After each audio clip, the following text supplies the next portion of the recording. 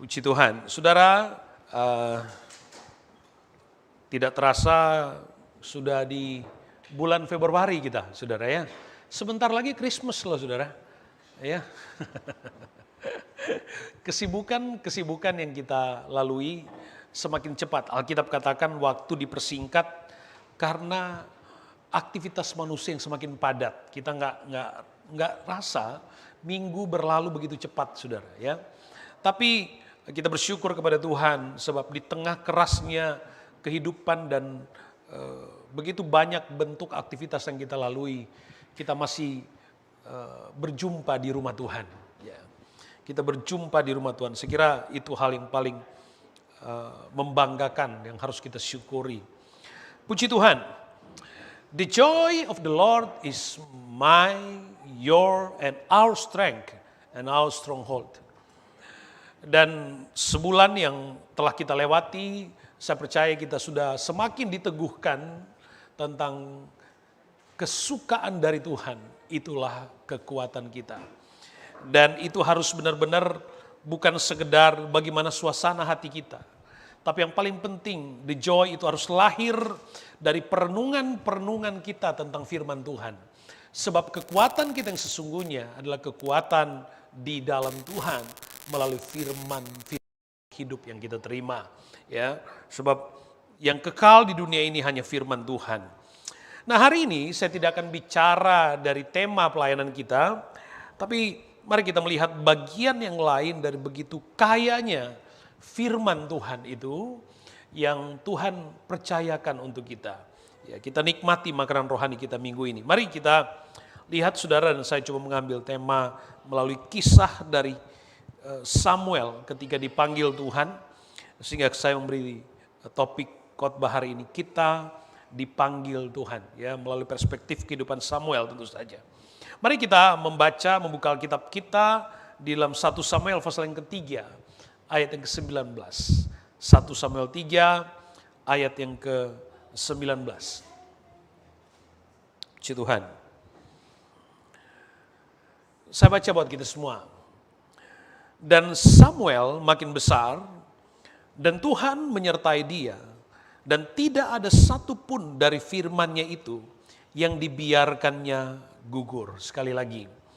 Dan Samuel makin besar, dan Tuhan menyertai dia, dan tidak ada satupun dari firman-Nya itu yang dibiarkannya gugur. Saudara, Samuel artinya Allah mendengar, atau Tuhan, atau Tuhan kita, atau namanya adalah Allah, itu arti Samuel. Tuhan mendengar atau namanya adalah Allah, namanya adalah Tuhan. Samuel dipanggil Tuhan, dipakai Tuhan sejak usia yang sangat muda, saudara. Ya, kita kenal kehidupan kisah Samuel. Dia lahir ketika usia kedua orang tuanya yang sudah cukup senja. Dia lahir dari pergumulan ibunya bernama Hana. Sehingga waktu Tuhan menjawab doa dari Hana, maka dia diberi nama Samuel. Dan Samuel sejak kecil sudah diserahkan kepada Tuhan. Menarik sekali, kalau kita perhatikan ayat ini, maka sesungguhnya apa yang kita rindukan, yang kita doakan ada di ayat ini, saudara. Siapa yang tidak ingin jadi seperti Samuel ini? Alkitab katakan Samuel semakin dewasa.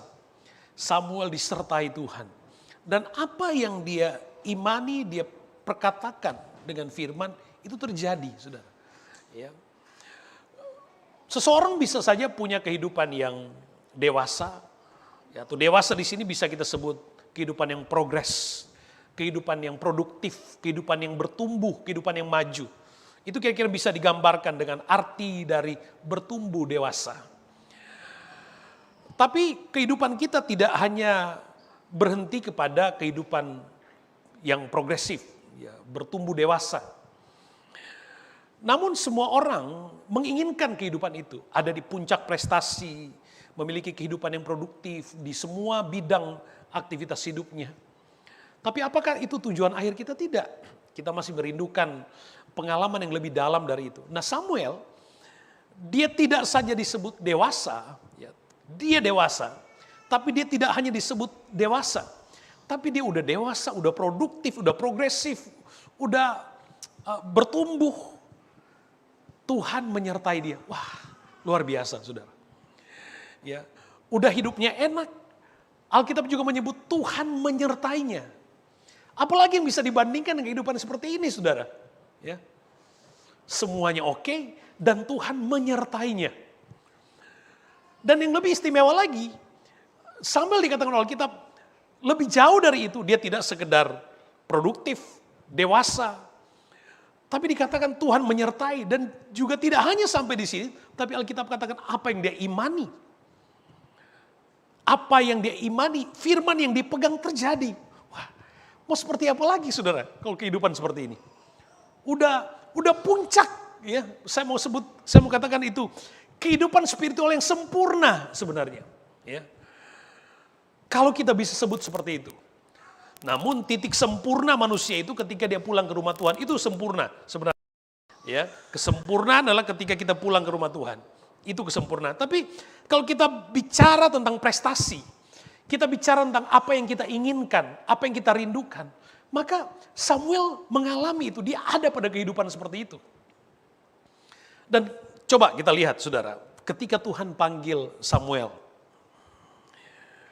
kita kembali baca mulai ayat yang pertama, pasal yang sama. 1 Samuel pasal yang ketiga, ayat yang pertama. Dikatakan begini. Samuel yang muda itu menjadi pelayan Tuhan di bawah pengawasan Eli. Pada masa itu firman Tuhan jarang, penglihatan-penglihatan pun tidak sering. Bangsa Israel pada zaman itu dipimpin oleh hakim-hakim sampai pada masa ketika Israel dipimpin oleh Imam Eli. Dan Alkitab mencatat, kalau kita pelajari, Imam Eli sudah di usia senja. Matanya mulai rabun, mulai gak bisa melihat dengan baik. Dan anak-anak dari Imam Eli, Alkitab ceritakan mereka tidak hidup sesuai dengan kehendak Tuhan. Ya. Dan pada masa itulah kemudian Samuel lahir, dipilih Tuhan. Nah yang menarik, saudara, Samuel yang muda itu menjadi pelayan Tuhan di bawah pengawasan Eli. Jadi Imam Eli menjadi mentor dari Samuel yang masih muda.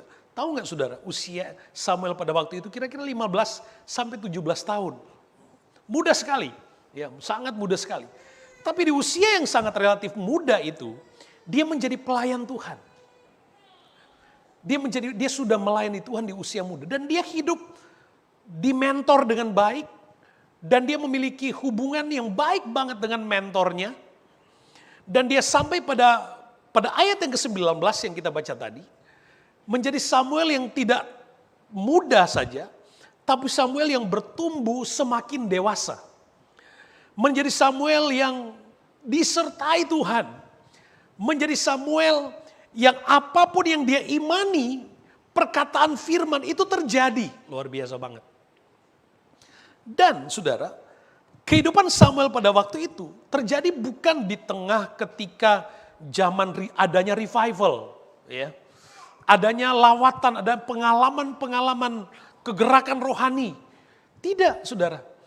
Tapi Samuel pada waktu itu justru bertumbuh ketika, saya mau menyebutnya, zaman itu sangat sepi, sunyi secara spiritual. Firman Tuhan itu jarang. Penglihatan itu sedikit sekali. Jarang. Bukan gak ada, jarang. Sepi banget. Jadi tidak ada kondisi yang seolah-olah kita mau cerita, tidak ada kondisi di mana ada situasi di mana ketika orang lihat itu, wah, semangatnya luar biasa. Kemudian membuat orang mau melayani. Tapi Samuel enggak. Kita bisa sebutnya masa yang begitu sangat sepi. Tidak ada poin untuk kita bisa mendapatkan support yang bisa memotivasi, menginspirasi, tidak ada. Tapi Alkitab katakan di usia muda yang masih 15 sampai 17 tahun. Saudara, di usia 15 sampai 17 tahun itu usia kalau kita sekarang, ya, itu usia-usia orang lagi senang-senangnya main game. Iya kan? Usia 15 sampai 17 tahun. Diajak orang tuanya keluar nggak mau, dia mau tinggal di kamar main game. Yang sudah lanjut umurnya aja masih sedang main game kok. Ya kan? Nah, kita usia 15 sampai 17 tahun seneng-senengnya, lagi seneng-senengnya apa? Berkawan ya. Mau menikmati hidup, dia nggak peduli mau ada makan atau tidak, dia cuma tahu dia harus makan. Itu usia-usia itu tuh. Dia nggak peduli situasi mau perang di mana kek, dia nggak peduli, dia cuma tahu dia hidup. Nah, di usia-usia yang seperti itu, yang banyak orang mulai berontak sama orang tua, Samuel enggak, dia udah melayani Tuhan. Dan dia bertumbuh, saudara, dia bukan sekedar melayani tapi dia bertumbuh. Dia tidak sekedar bertumbuh, dia bertumbuh dan Tuhan menyertai. Jadi dia bukan aja bilang, dia bukan merasa Tuhan, tapi ada bukti bahwa Tuhan menyertai. Dideklar sama firman Tuhan. Oleh Alkitab, Tuhan menyertai. Dan Tuhan menjawab firman yang dia imani jadi. Wah, luar biasa banget saudara kehidupan Samuel. Siapa yang pingin hidupnya seperti Samuel? Amin dong, gitu, harus gitu. Nah, Samuel di usia yang sangat muda dia sudah melayani Tuhan. Sekalipun keadaan di luarnya, di sekitarnya itu kelihatan sangat sepi, redup. Sekalipun, atau bahasa saya katakan begini, sekalipun temannya lagi malas, sekalipun dia lihat siapapun orang terdekat yang dia tahu yang tadinya rajin tiba-tiba lemes, tapi dia tetap setia. Kira-kira dengan situasi kita bisa digambarkan seperti itu. Ketika orang lain lagi asik-asik main, nonton, main bola, mau apalah aktivitas, dia melayani Tuhan. Dan saudara, pada keadaan seperti itu, banyak orang yang menjadi pesimis, banyak orang yang kehidupan rohaninya down, karena melihat, loh kok ini lebih banyak yang malas nih. Secara psikologis itu bisa mempengaruhi seseorang untuk apa? Membuat dia down juga. Tapi sekali lagi Samuel enggak tuh. Sepi-sepi, tapi dia tetap ada di rumah Tuhan. Tahu kerjanya apa saudara? Kita baca nanti seterusnya. Di zaman itu ada bait Allah, di dalamnya ada tabu Tuhan. Dan kehidupan bait Allah, di situ ada kaki dian. Dan kaki dian itu adalah lampu yang harus menyala 24/7. Dan adalah pekerjaan dari imam pagi. Kalau pagi itu harus dipastikan tetap menyala. Kalau malam dipastikan tetap menyala. Tidak boleh padam. Itu aktivitas kehidupan seorang imam yang harus menjaga supaya tidak boleh redup. Tidak boleh padam ini api.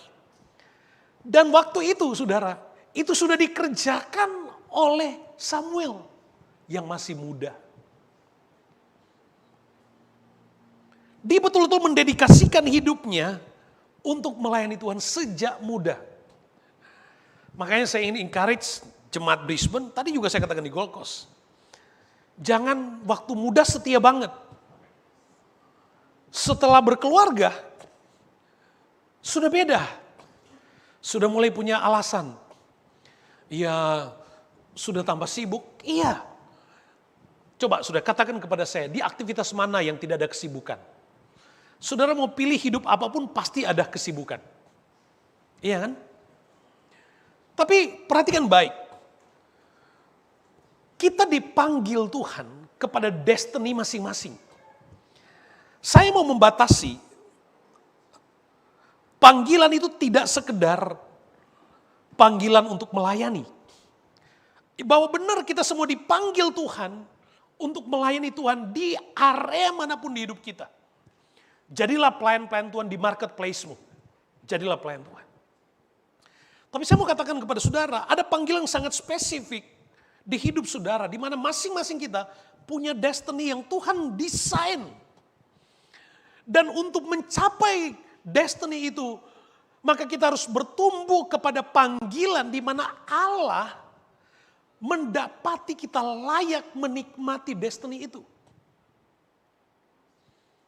Itu tersedia, itu ada di depan kita. Tapi itu harus kita kerjakan sampai kita benar-benar dapat hidup pada destiny itu. Iya juga untuk pelayanan, iya juga untuk keluarga. Semua seperti itu. Tapi sekali lagi Samuel di tengah kehidupan dunia yang sebut aja sulit, sebut aja susah, sebut aja punya masalah, sebut aja sepi banget. Sebut aja ketika orang lain mulai meninggalkan, tapi dia memilih untuk memilih Tuhan. Jadi hidup pelayanannya tidak tergantung sama orang lain. Cintanya kepada Tuhan, ketaatannya kepada Tuhan tidak tergantung karena melihat orang lain, enggak. Kalau melihat orang lain tambah semangat, puji Tuhan. Tapi kalau melihat orang lain kemudian dia down, itu masalah. Nah, Samuel dalam kehidupannya, kita belajar sesuatu. Bahwa hidup ini bukan saja tentang produktif, sukses, memiliki banyak dan tahu banyak. Tapi hidup inilah tentang tahu banyak, memiliki banyak, sukses, produktif, dan Tuhan menyertai. Sebab kalau kita hanya sampai pada bertumbuh dewasa, produktif, orang di luar sana yang gak percaya Tuhan punya prestasi itu, punya kehidupan seperti itu. Yang membuat Anda berbeda adalah ketika Anda tampil berprestasi dan Tuhan menyertai. Itu yang membedakan. Gitu. Itu yang membedakan. Mencapai puncak prestasi yang prestis, orang di luar sana, ada banyak CEO, ya, presiden direktur, orang-orang sukses di luar sana yang gak kenal Tuhan. Yang membuat Anda berbeda, Anda berprestasi di luar sana dan Tuhan menyertai. Itu predikat yang membedakan hidup Anda dengan orang dunia. Tuhan menyertai. Dan pada bagian itu ketika Tuhan menyertai, maka kita semua manusia akan berhadapan dengan challenging dalam kehidupan kita. Ada persoalan, ada tantangan-tantangan yang akan dihadapi oleh semua orang. Orang yang percaya Tuhan dia punya faktor X itu.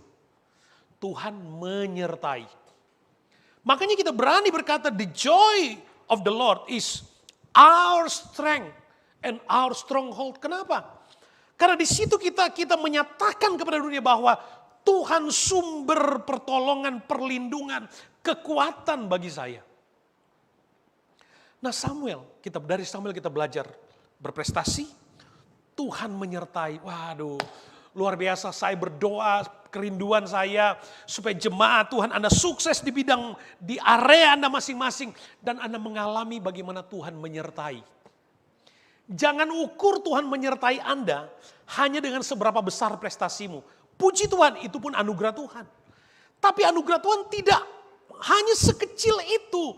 Ada banyak anugerah yang Anda alami yang tidak bisa diukur secara materi. Ada banyak. Bagaimana jiwa Anda deal dengan tantangan hidup. Itu anugerah. Itu berkat. Itu kekayaan rohani. Nah, bukan cuma itu. Dia bertumbuh kepada step yang lebih tinggi lagi. Apa yang dia imani, yang dia firman, dia pegang perkataan Tuhan, itu jadi. Waduh, luar biasa banget, seneng banget jadi kayak Samuel, saudara. Ya. Mudah, melayani Tuhan, dipakai Tuhan. Dia bertumbuh, Tuhan menyertai, apa yang dia imani, Tuhan buktikan. Ayo jemaat Brisbane, kita harus bertumbuh kepada panggilan yang seperti ini. Ya, panggilan seperti tentu kita tidak, Samuel di dunia ini hanya satu. Ada Samuel di GPD Brisbane juga. Tapi setiap orang itu saya katakan dia punya destiny yang Tuhan desain masing-masing kita. Nah, pastikan perjalanan rohani ini kita bisa meneladani kehidupan Samuel. Kita lihat seterusnya. Kita baca ayat yang ketiga. Lampu rumah Allah belum lagi padam, Samuel telah tidur di bait suci Tuhan, tempat tabut Allah. Samuel tinggal di bait Allah. Dia hidupnya melayani di bait Allah. Saudara, ya, kita sekarang keren. Ibadah kan harus secara fisik nggak ada. Tapi kita masih bisa nonton online-nya.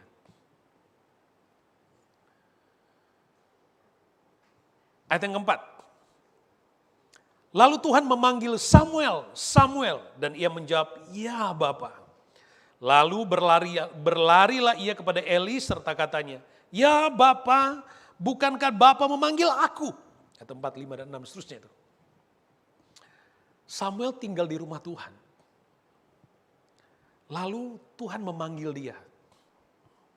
Samuel, Samuel. Nah, Samuel ini benar-benar anak yang baik. Begitu dipanggil, dia bangun cepat-cepat, dia berlari datang kepada Eli, kepada Imam Eli yang adalah mentornya. Dia datang.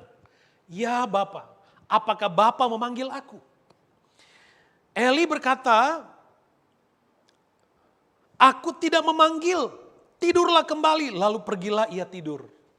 Mungkin pada bagian yang pertama ini, dia berkata, oh tadi saya salah dengar kali. Atau saya lagi mimpi kali. Dia tidur lagi.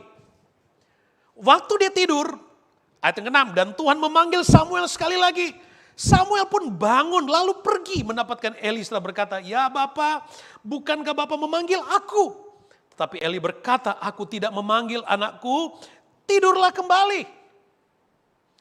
Ini yang saya katakan, Eli punya dasar atau sifat dasar, karakter yang baik sebagai seorang anak muda. Waktu pertama kali Eli katakan, aku tidak memanggil. Dia berpikir mungkin, saya mimpi. Tapi itu terjadi kedua kali. Dan dia melakukan hal yang sama, dia datang kepada Imam Eli. Ya Bapa. Mungkin Alkitab yang tidak menggambarkan, ada proses dalam pikiran berkata, gimana ya tadi? Tapi saya dengar lagi loh. Tapi bagaimana dia datang kepada Eli itu cukup menggambarkan karakter dasar dari Eli. Dari Samuel maksud saya. Yang taat. Yang taat. Datang kepada Eli dan Eli pun berkata hal yang sama. Aku tidak memanggil anakku, tidurlah kembali. Ayat yang ke-7 dulu. Samuel belum mengenal Tuhan. Firman Tuhan belum pernah dinyatakan kepadanya. Yang dimaksud di sini Samuel masih sangat muda. Dia belum punya pengalaman yang sangat privat dengan Tuhan. Yang memanggil dan berkata kepadanya, Samuel, kamu akan jadi nabi untuk orang Israel. Belum ada. Jadi dia belum punya pengalaman yang spektakuler boleh dikata begitu. Belum ada. Tapi dia sudah menjadi anak yang dengar-dengaran. Dia sudah menjadi anak muda yang mau tinggal. Walaupun dia belum mengerti dengan benar. Tapi dia sudah punya kerinduan yang dalam untuk cinta ibadah, cinta doa gitu loh. Kita lihat anak-anak kecil, anak-anak kita di Sunday School. Mereka masih kecil, belum sangat ngerti. Mereka masih main-main tuh waktu kita ibadah. Tapi waktu-waktu mereka ketika Tuhan bawa mereka ada di bait Tuhan. Itu diperhitungkan di kerajaan Allah. Nah Samuel yang masih muda dia ada. Dan Alkitab katakan memang dia belum mengerti banget. Tapi dia sudah jadi anak yang baik. Pelayan yang baik. Sebab sifat dasar yang baik itu menjadi modal yang kuat untuk seseorang dipakai Tuhan dengan luar biasa. Ya tentu Tuhan bisa mengubah seorang penjahat sekalipun. Bisa diubahkan oleh Tuhan menjadi seorang hamba Tuhan yang luar biasa, bisa. Tapi sifat dasar yang baik itu bisa menjadi modal untuk Tuhan pakai seseorang menjadi orang yang luar biasa. Nah sifat dasar itu dimiliki oleh Samuel. Kembali, Samuel 2 kali dipanggil. Tuhan bersuara Samuel, Samuel. Udah sama gak kira-kira? Masih beda ya. Samuel, Samuel. Tapi waktu dia lari datang kepada Eli, Eli masih bilang, aku tidak memanggilmu anakku, pergilah tidur. Mungkin Samuel bisa, saya pikir Bapa memanggil.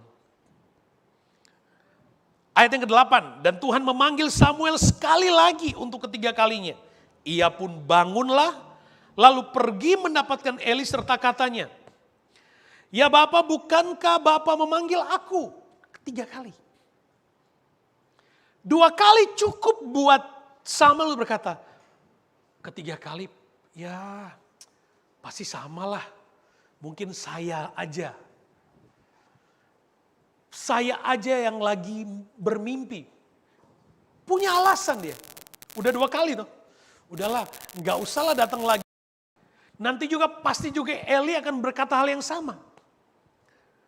Tapi karena dasar sifat dari Eli yang baik, dia punya prinsip apapun saya tidak mau kehilangan momentum yang baik dengan mentornya. Dia tetap pergi kepada Eli. Sekalipun dia siap dengan perkataan, aku tidak memanggilmu. Tapi dia tetap datang. Lagi tidur nyenyak, dibangunkan 3 kali. Samuel, dia bangun lari pergi kepada Eli. Sekali lagi dia cukup punya alasan untuk tidak pergi karena 2 kali dipanggil. Ternyata nggak ada apa-apanya. Panggilan yang ketiga dia tetap taat. Dia datang kepada Eli. Pada saat itu ayat yang ke-8. Lalu mengertilah Eli bahwa Tuhanlah yang memanggil anak itu. Perhatikan baik. Kadang-kadang Tuhan memanggil kita dari hal-hal yang sangat sederhana, simple. Tuhan memanggil kita tidak dengan cara yang mengagumkan dalam tanda petik. Sekalipun banyak orang yang suka berkata kepada Tuhan, kalau Tuhan panggil saya harus ada tanda. Saya mau melayani Tuhan asal Tuhan kasih tanda dulu. Sebab banyak kali saudara orang dipanggil dia dengar-dengaran, tapi tidak semua yang dengar-dengaran itu mau taat gitu. Mau melakukan. Ada pelayan dengar tapi dia nggak melakukan. Dan itu terjadi di banyak tempat. Tapi hari ini kita belajar bagaimana Tuhan memanggil kita. Makanya saya katakan jangan pernah meremehkan sesimpel apapun cara Tuhan membangunkanmu kepada sebuah tanggung jawab pelayanan, kepada sebuah tanggung jawab rohani dengan cara yang simpel apapun. Jangan pernah meremehkan. Bisa jadi itu hanya cara Allah untuk mendapati ketaatanmu. Hanya cara Allah untuk menemukan sejauh mana sensitivitasmu dengan suara Tuhan. Jangan pernah remehkan. Samuel untuk ketiga kali dipanggil dengan cara yang sama. Cara yang sudah 2 kali sebelumnya gak ada apa-apanya. Ternyata dia datang ke Eli, Eli bilang, saya tidak panggil kamu Samuel, sana kamu tidur. Mungkin juga Eli sempat terganggu tuh. Sudah dibilang gak dipanggil. Karena kalau dia bangun, Eli juga bangun kan. Tapi dia taat. Dia tidak mau kehilangan momentum yang sekecil apapun dengan resiko apapun. Bagian yang ketiga ini saya percaya dia siap untuk dimarahi sama Eli. Eli udah orang tua, udah umur 90-an tahun. Dibangunkan lagi anak-anak tidur nih. Kebayang gak? Kalau bangunin orang yang masih muda, oke kita mau goyang tempat tidurnya pun. Orang tua. 3 kali, udah 2 kali. Bapak, apa bapak panggil? Enggak. Kedua kali, enggak. Mau 3 kali masih berani. Tapi Eli datang. Samuel datang kepada Eli. Di saat itu Eli sadar.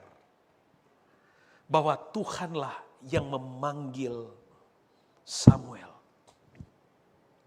Tuhanlah yang memanggil Samuel. Bisa jadi pengalaman sesimpel apa kita di dalam Tuhan, pelayanan sekecil apapun di dalam Tuhan yang Anda sedang lakukan saat ini. Hanya awal dari cara Allah untuk menemukan ketaatanmu untuk engkau sampai kepada destiny yang Tuhan siapkan. Katakan amin. Katakan amin dulu. Hal yang sederhana, yang kita anggap biasa aja, bisa dilakukan oleh banyak orang, tapi kemudian Tuhan pilih Anda. Sesimpel apapun. Di dalam Tuhan, di dalam melayani Tuhan. Contoh apa yang saya bisa ambil? Paling simple, gulung kabel pelayanan. Ini kan pelayanan. Itu kan bisa dilakukan oleh semua orang. Tapi bisa saja. Itu hanya awal dari cara Allah untuk menemukan hatimu yang taat kepada Tuhan. Makanya jangan pernah merasa kecil waktu Anda sedang melayani seolah-olah hanya pada bagian kecil yang Anda pikir kecil. Tapi Allah taruh Anda, Allah berikan itu kepada hidup Anda untuk Anda dilatih menemukan ketaatan dalam pelayanan. Samuel ternyata pada panggilan ketiga sama kan?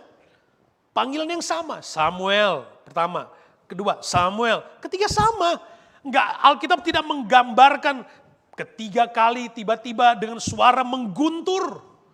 Tuhan memanggil Samuel, tidak, sama sekali enggak. Sama, simple, Samuel. Ternyata pada ketiga kalinya. Itu momentum Tuhan mendapati ketaatan tulus dari Samuel.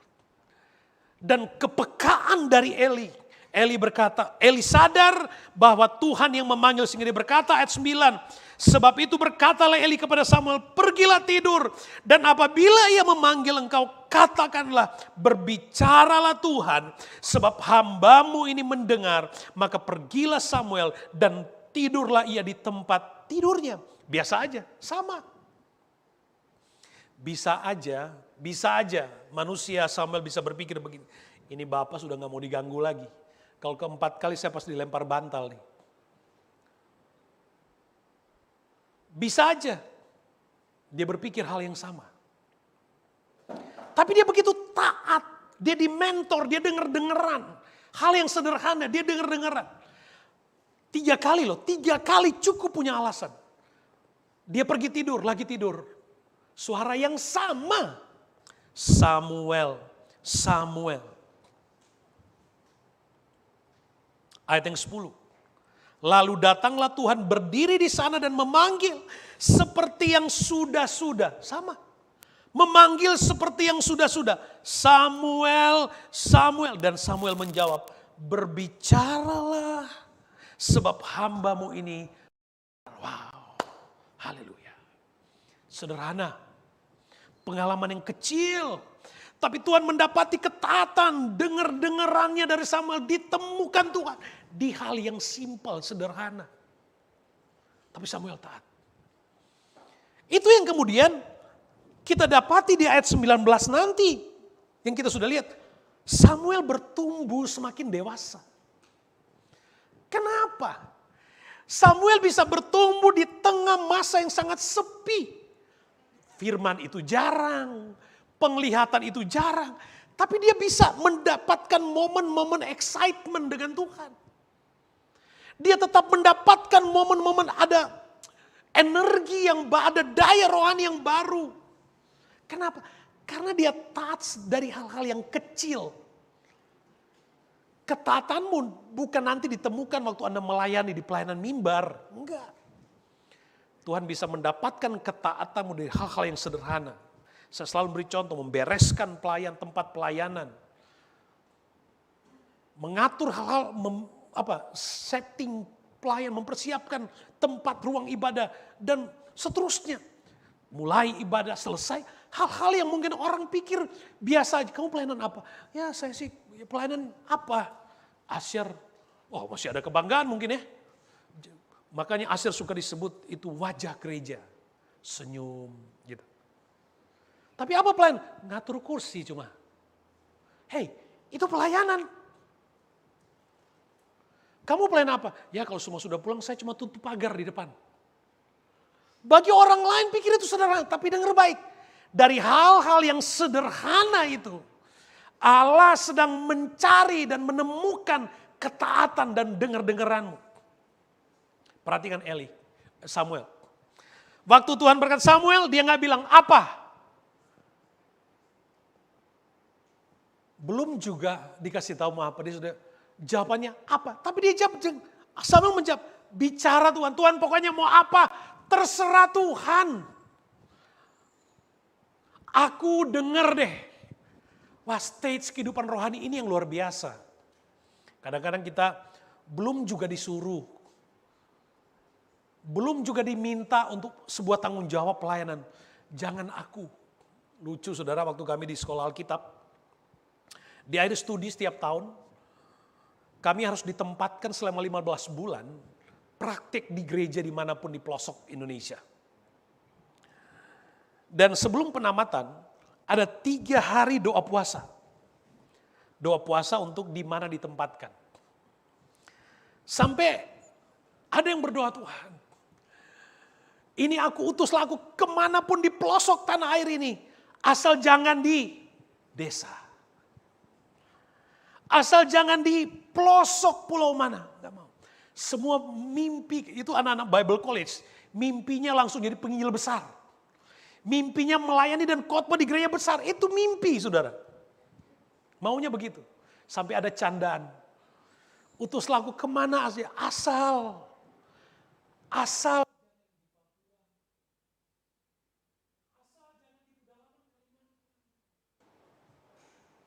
Katanya mau di mana saja.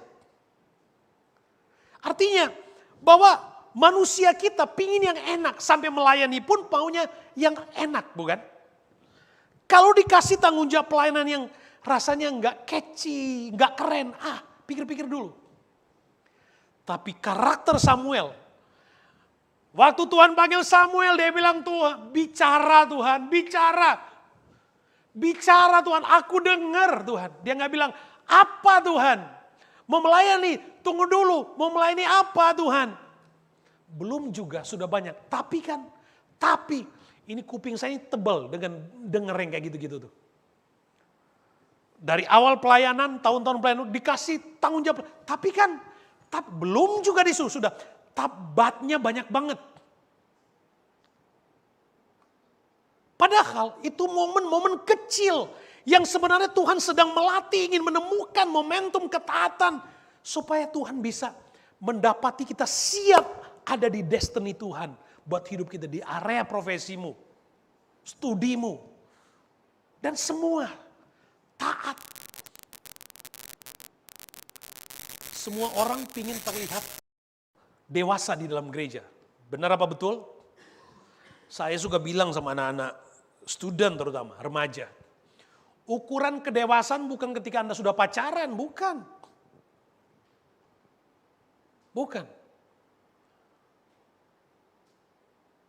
Kalau Anda bangun pagi belum bisa beresin tempat tidur, jangan salahkan orang tuamu kalau mereka masih menganggap Anda anak kecil. Itu hal-hal kecil. Melatih. Di dalam Tuhan, kita perlu proses pendewasaan. Sampai kita dewasa. Pelayanan gitu, kita nggak langsung disuruh khotbah. Hal-hal yang kecil. Yang penting setia dulu. Samuel dipakai Tuhan bukan ketika dia bicara, dilihat karena dia hebat ngomongnya. Pinter, punya skill, bukan itu yang Tuhan lihat, bukan. Tapi hatinya taat dengar-dengarannya. Dengar-dengarannya. Tahun lalu kita bicara tema pelayanan kita tentang The Lord is my shepherd. Yohanes 10 ayat 27. Yohanes 10 ayat 27. Hubungan gembala dan domba. Domba-dombaku mendengarkan suaraku dan aku mengenal mereka dan mereka mengikut aku. Yesus berkata domba-dombaku mendengarkan suaraku. Enggak berhenti di situ loh. Domba-dombaku mendengarkan suaraku dan Alkitab kata aku mengenal mereka. Jadi domba-domba dikenal oleh Tuhan.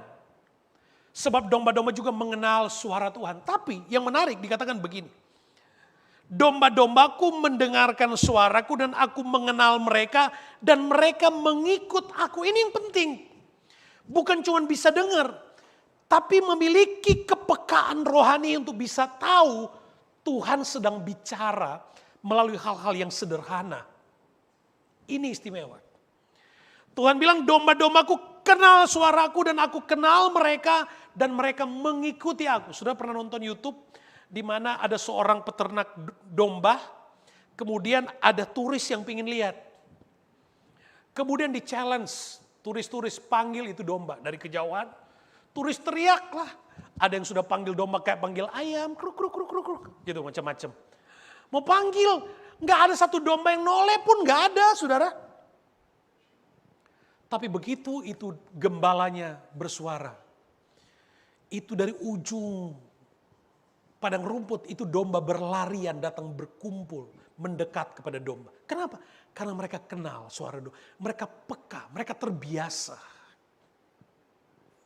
Dan mereka mengikuti gembalanya. Jadi kita tidak sekedar dilatih untuk punya telinga yang mampu mendengar. Tapi bukan cuma jadi pendengar yang baik. Tapi mengikuti apa maunya Tuhan. Mengikuti apa maunya Tuhan. Nah Samuel, dia kata bicaralah Tuhan, itu cukup menggambarkan karakternya. Dia punya apa? Willingness. Dia punya kerelaan untuk mau melakukan. Dia mau. Pokoknya Tuhan apa aja lah Tuhan, terserah Tuhan. Hamba ini dengar. Waduh. Kalau lihat kehidupan ini pantas ayat 19. Samuel bertumbuh dewasa. Disertai Tuhan. Apa yang dia imani jadi pantas. Kenapa? Karena karakter hidup rohani seperti itu. Yesaya pasal 6 ayat yang ke-8. Lalu aku mendengar suara Tuhan berkata, siapakah yang akan kuutus? Dan siapakah yang akan mau pergi untuk aku? Maka sahutku, ini aku, utuslah aku. Yesaya berkata, ini aku, utuslah aku. Dia gak bilang, iya Tuhan aku mau melayani. Tapi aku cuma ingin melayani kalau aku nyanyi di depan.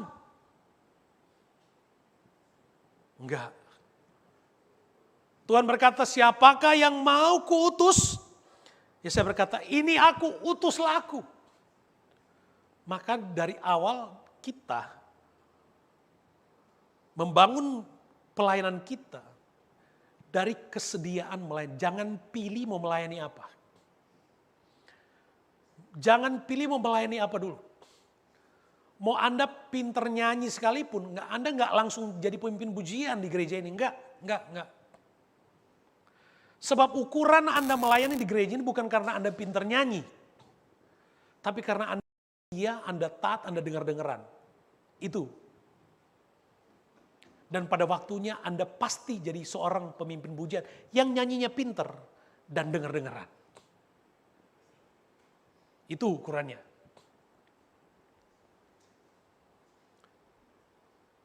Yesaya berkata, ini aku, utuslah aku. Udahlah, apa terserah Tuhan. Maunya Tuhan apa, pokoknya Tuhan aja lah. Ini cara Tuhan membentuk, memproses. Itu cara Tuhan memanggil kita. Atau ada yang berkata, ada kan yang punya konsep pelayanan dipanggil Tuhan seperti Yunus.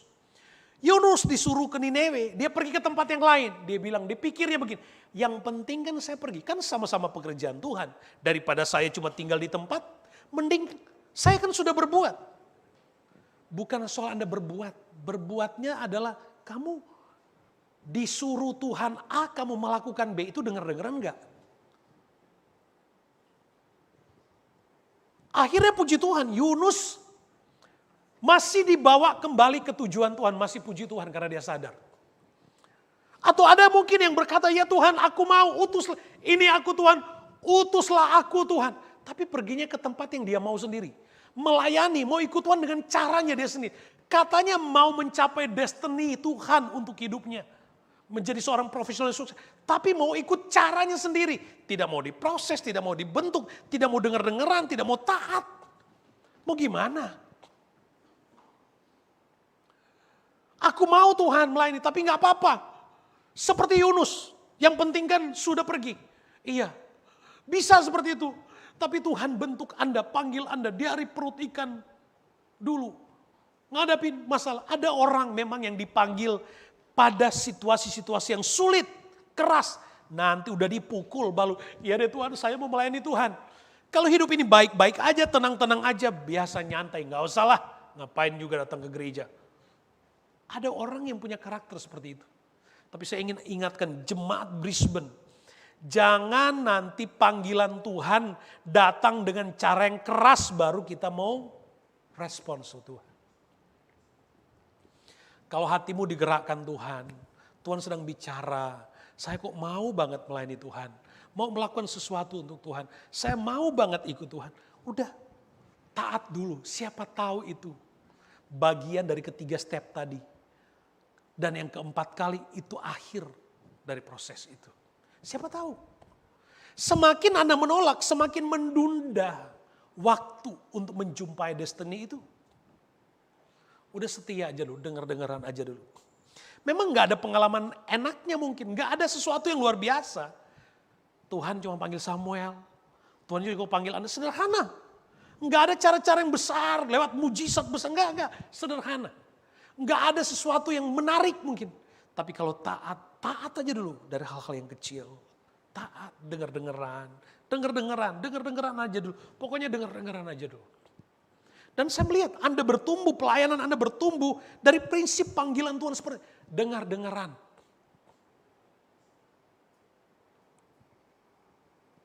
Orang yang dengar-dengaran dalam perumpamaan di Injil Matius 13:23. Orang yang dengar-dengaran itu seperti benih yang tumbuh. Dia perhatikan firman. Sehingga dia berbuah lebat. Iya. Itu orang yang taat, dengar-dengaran. Kita nggak tahu kapan Tuhan memproses. Tapi value waktu-waktumu dengan Tuhan. Waktu ada di ibadah. Hal-hal kecil. Perhatikan. Perhatikan baik ketika ada di bait Tuhan. Di dalam pelayanan. Ketika Anda di area profesimu. Ada sesuatu yang sederhana yang Tuhan bicara di hatimu. Better to obey. Better to obey. Kita nggak tahu mungkin. Besoknya atau minggu berikutnya. Anda akan mengalami sesuatu yang besar yang sedang Anda doakan. Kenapa ini menjadi penting? Roma pasal 10 ayat 2 dan 3. Rasul Paulus pernah menegur jemaat di Roma. Sebab aku dapat memberi kesaksian tentang mereka bahwa mereka sungguh-sungguh giat untuk Allah, tapi tanpa pengertian yang benar. Ada yang kayak gitu. Giat sekali, waduh, kegiatannya banyak, rajin, tapi nggak punya pengertian yang benar. Alkitab katakan sungguh-sungguh giat, tapi tanpa pengertian yang benar. Makanya kehidupan rohani kita harus bertumbuh kepada pengertian yang benar. Sebab umatku binasa kalau tidak punya pengetahuan, pengertian yang benar tentang Tuhan. Ayat yang ketiga, sebab oleh karena mereka tidak mengenal kebenaran Allah. Oleh karena mereka berusaha mendirikan kebenaran mereka sendiri. Maka mereka tidak takluk kepada kebenaran Allah. Ada orang, untung aja di sini, jujur di sini gak ada. Jangan takutnya sudah tersinggung lagi. Ya, di sini nggak ada. Itu dia rajin banget, punya skill, bagus, rajin. Dia aktif melakukan banyak hal, tapi fokusnya bukan kepada Tuhan. Fokusnya hanya ingin memuaskan emosi jiwanya. Hanya untuk menyalurkan bakat gereja. Pelayanan itu bukan penyaluran minat dan bakat. Puji Tuhan Anda bisa menyalurkan bakat untuk Tuhan. Puji Tuhan. Tapi ada orang yang hanya ingin menyalurkan bakatnya tapi tidak benar-benar melayani. Kenapa? Karena yang dia layani bukan Tuhan. Tapi dirinya. Itu salah. Paulus tegur tuh jemaat. Rajin tapi tanpa punya pengertian benar. Kenapa? Karena mereka mendirikan kebenaran mereka sendiri di atas kebenaran Allah. Mereka tidak takluk kepada kebenaran. Mereka nggak ada, gampang banget kok. Lihat orang yang nggak denger-dengeran dalam pelayanan, gampang tuh. Saya tahun-tahun awal pelayanan Anda diproses sampai di kematangan hari ini. Saya puji Tuhan, saya senang, saya bangga lihat pelayan-pelayan Tuhan. Yang Anda profesional, tapi Anda taat, setia sama Tuhan. Rajin. Jujur loh, saya pengen puji Anda loh. Dari mimbar ini. Puji Tuhan. Tuhan kiranya membalas berkat itu. Upahmu besar di sorga. Gembalamu gak bisa balas itu. Upahmu besar di sorga. Kalau mau nagih berkatnya di sorga sana. Ya. Tapi itu upah. Anda sebagai seorang profesional. Komunitas kita komunitas para profesional. Ada destiny Tuhan buat Anda. Jangan abaikan hal-hal kecil yang Tuhan taruh di hatimu. Better to obey. Dengar, taat dulu. Anda akan kagum dengan cara Tuhan. Kagum dengan cara Tuhan. 1 Samuel 3:19. Samuel makin besar dan Tuhan menyertai dia dan tidak ada satupun dari firman itu dibiarkannya gugur. Ayo, jemaat, renungkan baik ayat ini. Renungkan. Miliki hasrat untuk punya kehidupan rohani seperti ini. Berhasil di sekolah, berhasil di pekerjaan, berhasil di semua area hidupmu. Dan Tuhan menyertai. Tuhan menyertai. Dan apa yang kita imani kita alami. Itu dulu kita pegang baik-baik. Ayat favorit, puji Tuhan. Sampai kita di ayat favorit. Ulangan pasal 28. Yang baru-baru belum ngerti ya.